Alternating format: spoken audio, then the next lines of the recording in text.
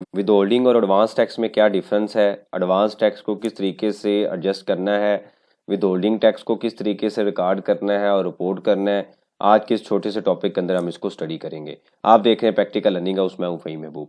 वापस आते हैं टॉपिक के ऊपर। एडवांस टैक्स के हवाले से और विद होल्डिंग के हवाले से हम पहले भी चार्जेबिलिटी और इन दोनों का क्या डिफरेंस है एक लेक्चर देख चुके हैं, लेकिन अभी भी काफ़ी क्वेश्चंस आ रहे हैं कि इसका एक एग्जांपल के थ्रू इसको हम स्टडी करते हैं।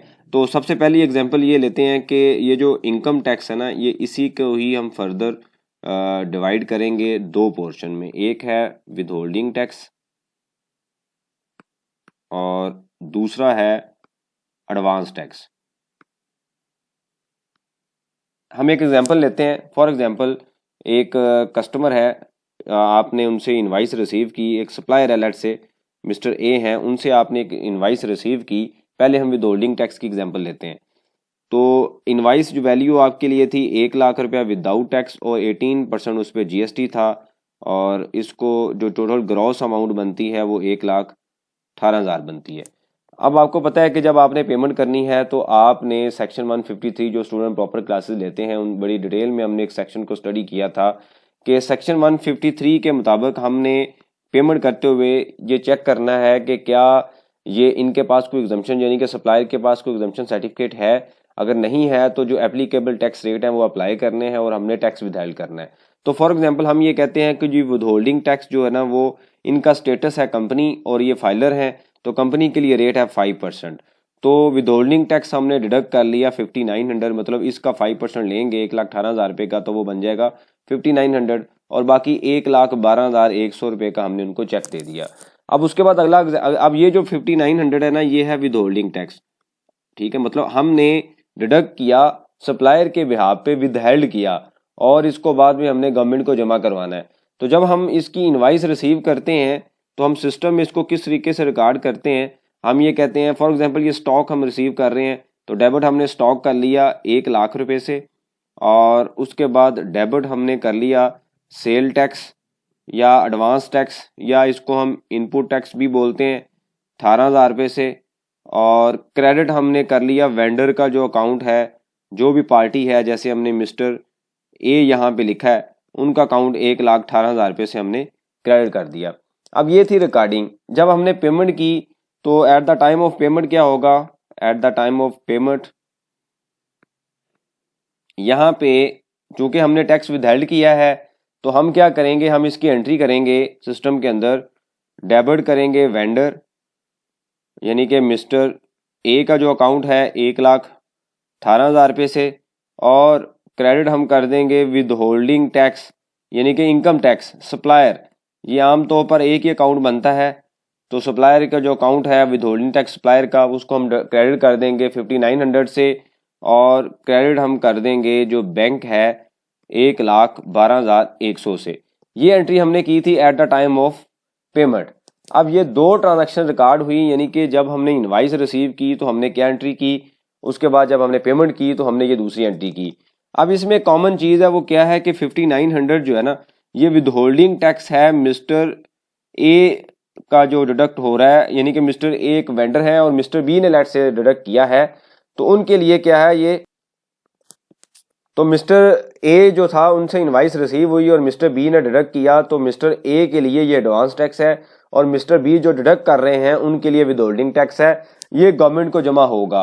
अब ये ट्रांजैक्शंस को क्यों रखा गया, मतलब विदहोल्डिंग को क्या इतनी ज़रूरत थी कि विदहोल्डिंग का रूल बनाया गया। बेसिकली होता ये है कि ए और बी के दरमियान जो ट्रांजैक्शन चल रही होती है, जो बिजनेस टर्म्स चल रहे होते हैं, एफबीआर को नहीं पता। एफबीआर ने क्रॉस चेक रखने के लिए कि अगर बी इनवाइस कर रहा है ए को, तो ए मेक श्योर करे कि कुछ टैक्स डिडक्ट होके बी के नाम पे जमा करवाए, ताकि बी जो है वो सेम उसको रिपोर्ट करे एफबीआर में। अगर फॉर एग्जांपल ए ने सही रिपोर्ट कर दिया, बी सही नहीं करेगा, तो एफबीआर उसको रिकंसाइल करेगा और इनको नोटिस भेजेगा कि आपने ट्रांजैक्शन अंडर रिपोर्ट की है या ओवर रिपोर्ट की है।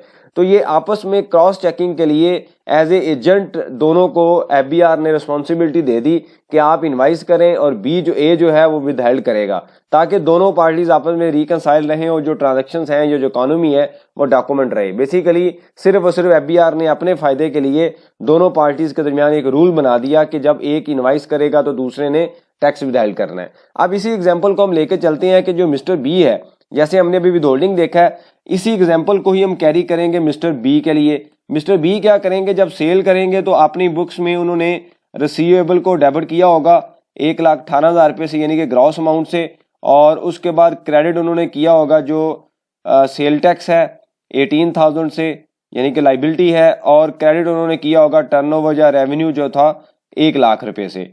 अब ये ट्रांजैक्शन थी at the time of sale, और जब उन्होंने पेमेंट रिसीव्ड की at the time of receipts of payments, तो उस टाइम क्या हुआ, क्योंकि उनका टैक्स डिडक्ट हो गया, अब उन्होंने डेबिट किया होगा, डेबिट रिसीवेबल डेबिट हुआ होगा बैंक 1,12,100 से, और डेबिट हुआ होगा एडवांस टैक्स यानी कि एडवांस इनकम टैक्स 5,900 से, और क्रेडिट हुआ होगा रिसीवेबल 1,18,000 से। अब यहाँ पे आप देखिए बड़ी कॉमन चीज़ है, वो क्या है कि यहाँ पे जब आप मिस्टर ए चीज़ें रिसीव कर रहा है तो उसने वेंडर के अकाउंट को क्रेडिट किया है, और जब मिस्टर बी ने चीज़ सेल की तो उसने रिसीवेबल का अकाउंट क्रेडिट किया। ट्रांजैक्शन दोनों में सेम है, एक केस में एडवांस टैक्स है, दूसरे केस में पेबल्स है या विदहोल्डिंग है। अब ये जो टैक्स था 5,900, ये एज ए एसेट रिपोर्ट हुआ है। जब हम बैलेंस शीट बनाते हैं तो हम क्या लिखते हैं, एसेट, और उसके बाद हम लिखते हैं नीचे आके लाइबिलिटी एंड इक्विटी। तो यहाँ पे एक करंट एसेट में एडवांस टैक्स का कॉलम आ रहा होता है, लाइन आइटम होती है, यहाँ पे आके 5,900 से वो अकाउंट डेबिट हो रहा है। अब ये जो मिस्टर बी है इसको कैसे एडजस्ट करेंगे, ये सवाल है। अब एक ही टाइम पे एक ट्रांजैक्शन, एक के लिए विदहोल्डिंग टैक्स है, मिस्टर ए जो के चीज़ें ले रहे हैं, सप्लाई ले रहे हैं, और मिस्टर बी जो है जो इनवाइस कर रहे हैं उनके लिए क्या है, एडवांस टैक्स है। तो ये जो टैक्स है ये 15 दिन के अंदर ये डिडक्ट करने के बाद जमा करवा देंगे, ट्रांजैक्शन खत्म हो जाएगी। इनकी रिस्पॉन्सिबिलिटी है कि जो भी पेमेंट करेंगे उस पर टैक्स विदहेल्ड करेंगे और डिपॉजिट करवाएंगे। अब आते हैं मिस्टर बी इसको कैसे एडजस्ट करेगा। तो मिस्टर बी ने 30 जून पे जाके अपने अकाउंट्स बनाने हैं, फॉर एग्जांपल 24 पे जाते हैं वो, तो यहाँ पे वो लिखेंगे ये सेल्स है, उसके बाद होता है कि यहाँ पे कॉस्ट ऑफ सेल होता है, और उसके बाद जीपी आता है, और फिर कुछ एक्सपेंसेस आते हैं, और यहाँ पे टैक्स चार्ज होता है। तो फॉर एग्जांपल ये सब कुछ करने के बाद उनका टैक्स बनता था 10,000, तो यहीं पे ही वो एडवांस टैक्स को माइनस करेंगे जो कि ट्रांजैक्शन के टाइम पे, रिपोर्टिंग के टाइम पे, रिसीव के टाइम पे डिडक्ट हुआ है 5,900। तो रिमेनिंग जो अमाउंट होगी वो सबमिट कर देंगे। तो 5,100 वो क्या करेंगे, वो जो टैक्स है 4,100 जो टैक्स है, जो 4,100 जो टैक्स है वो रिमेनिंग सबमिट कर देंगे। इसका मतलब ये हुआ कि जो पूरे साल में ट्रांजैक्शन पे टैक्स डिडक्ट हो रहा है वो मिस्टर बी के लिए एडवांस टैक्स है, जो कि एडजस्टेबल होगा साल के एंड पे जाके। अब ये फर्दर भी हमने इसको एडजस्ट करना सीखा हुआ है एडवांस टैक्स के अंदर। जब हम एडवांस टैक्स की हमने कैलकुलेशन की क्वार्टरली 147 वाली, तो वहां पे भी हमने एडजस्टमेंट देखी। तो इन शॉर्ट अगर हम इसको कंक्लूड करें तो एक ही ट्रांजैक्शन, जो रेसिपेंट है यानी कि जो चीजें ले रहा है उसने जब पेमेंट करनी है तो उसके लिए विदहोल्डिंग टैक्स है, और जो रिसीव कर रहा है, जो इनवाइस कर रहा है, उसके लिए एडवांस टैक्स है। तो बेसिकली विदहोल्डिंग और एडवांस टैक्स में एक बड़ा कॉमन सा डिफरेंस है कि एक साइड पे टैक्स विदहेल्ड होगा, जमा होगा, और दूसरी पार्टी के लिए एडवांस टैक्स होगा।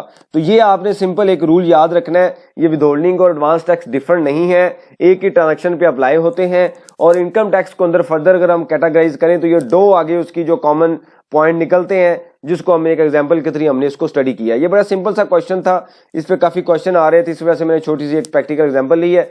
इससे रेलिवेंट कोई सजेशन हो, क्वेश्चन हो, आप मेंशन कीजिए, उसके ऊपर हम डिस्कशन करेंगे ताकि जो लर्निंग का प्रोसेस है कंटिन्यू रहे। और इसमें जो बड़ी सबसे इंपॉर्टेंट चीज़ है वो है रिकॉर्डिंग की। जैसे मैंने आपको डबल एंट्री करके बताई है, इसी तरीके से सिस्टम पे आपने इसको रिपोर्ट करना है, या एक्सेल के अकाउंट्स बना रहे हैं, जो भी बना रहे हैं, ताकि गलती के चांसेस कम से कम हो। थैंक यू वेरी मच, जज़ाकल्लाह।